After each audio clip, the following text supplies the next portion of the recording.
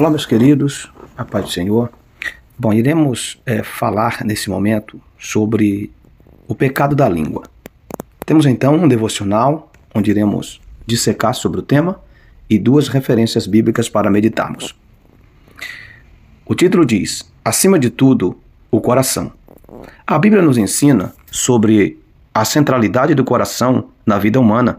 O coração é o centro das nossas motivações, desejos, decisões, sentimentos e emoções.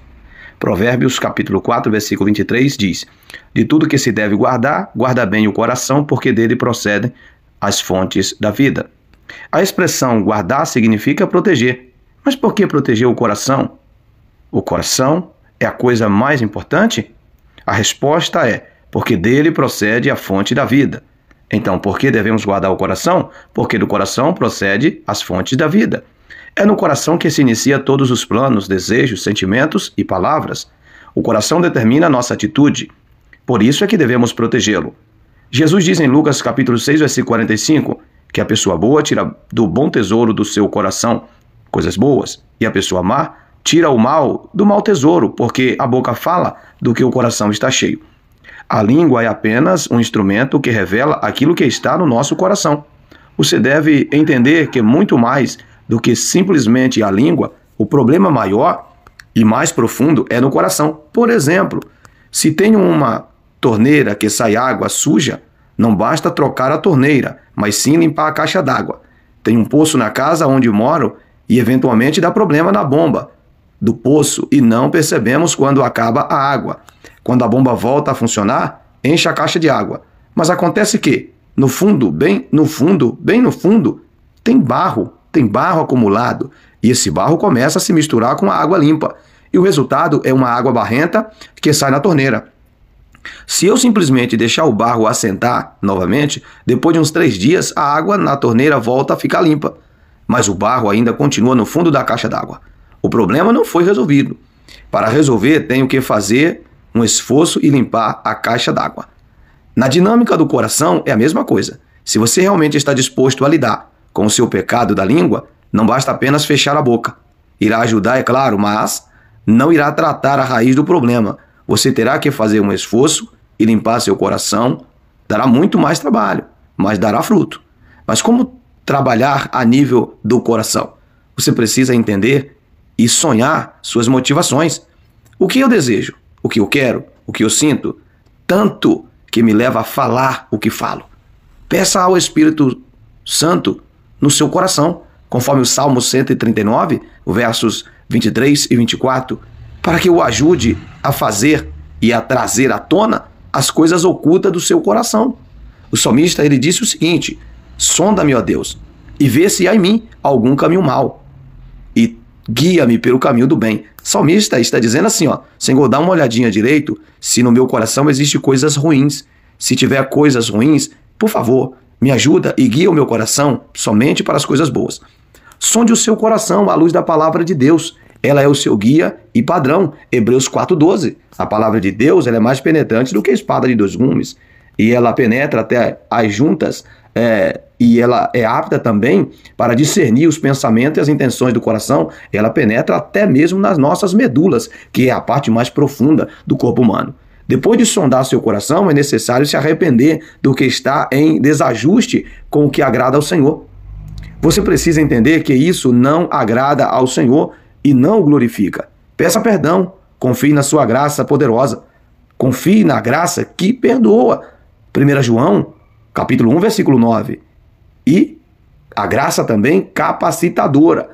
Tito, capítulo 2, versículo 11, versículo 14. A Bíblia diz que a graça de Deus se há manifestado, trazendo salvação a todos os homens. Lembre-se de que em Cristo você já é uma nova criatura, que morreu para o pecado e que agora Cristo vive a sua vida em você.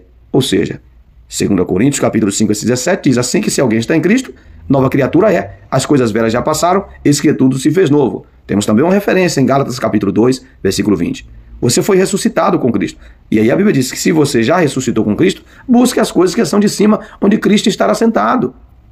Você foi ressuscitado com Cristo e deve buscar as coisas do alto, apesar de você estar ainda aqui na terra. Precisa buscar as coisas do alto, pensar nas coisas celestiais, conforme Colossenses capítulo 3, versículo 1 ao versículo 3.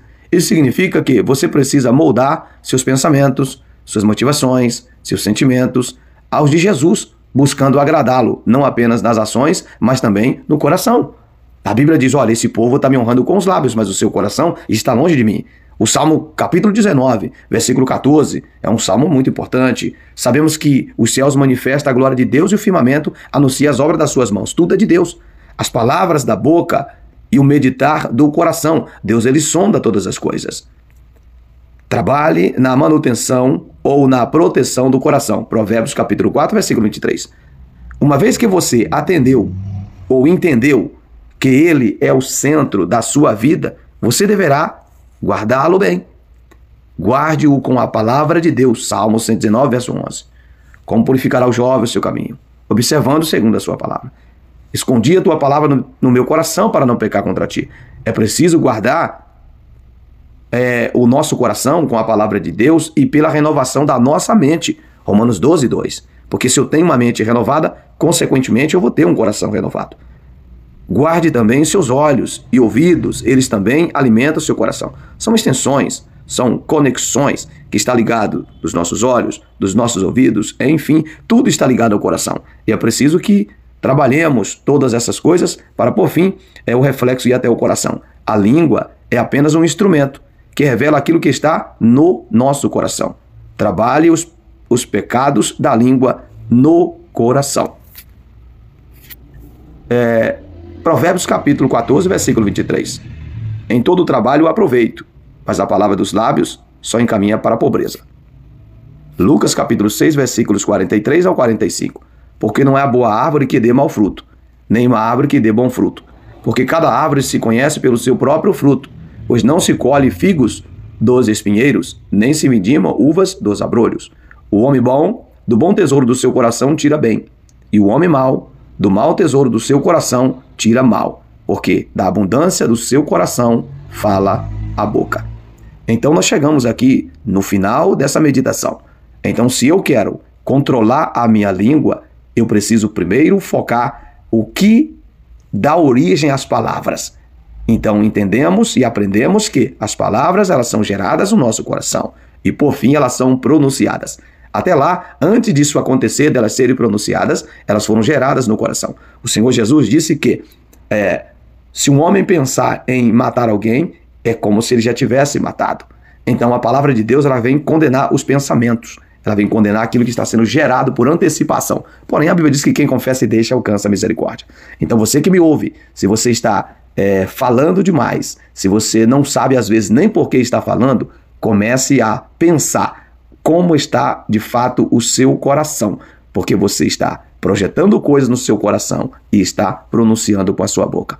Procure cuidar do seu coração, para que as suas palavras sejam palavras boas, palavras edificantes, palavras que glorifiquem a Deus.